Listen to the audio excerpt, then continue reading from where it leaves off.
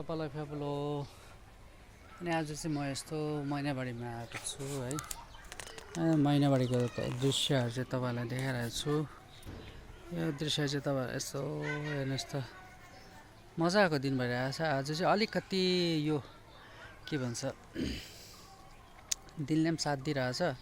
किन भन्दाखेरि हिजो चाहिँ धेरै घाम लागेर घामको पावर बेसी भएर चाहिँ अब गरम लागेर है हामीले धेरै गाह्रो हुँदो रहेछ यहाँ चाहिँ।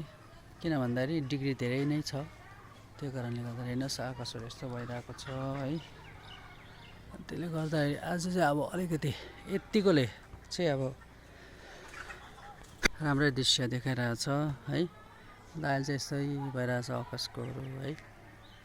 यस्तो यहाँ अगाडिपट्टि ग्राउन्ड, यो जुन चाहिँ देख्नुहुँदैछ तपाईँले यो गुवाको अब रुखहरू, अन्त यहाँ पापाया चाहिँ अहिले फलेर चाहिँ अब धेरै अब त्यति साह्रो चाहिँ भइसकिहालेको चाहिँ छैन कि, तर पनि यतिको चाहिँ भएको छ, तर पनि अब हुनेवाला छ। त्यस्तो रहेछ, दिनहरू मजाको भइरहेछ।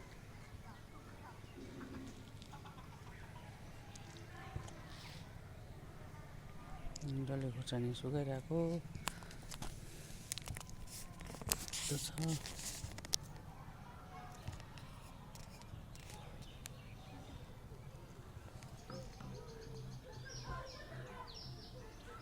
यहाँ यो चाहिँ गाईको गोठको माथि चाहिँ फर्सी। यताको चाहिँ कस्तो टाइपको रहेछ यो फर्सी, हेर्नुहोस् न सेतो। यो फर्सीले चाहिँ तपाईँको यो बनिन्छ होला।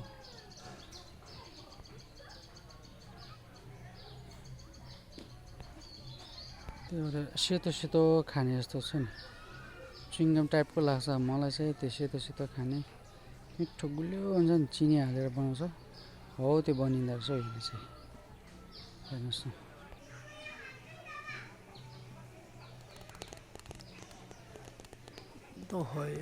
आजको भिडियो चाहिँ यस्तो रहेछ।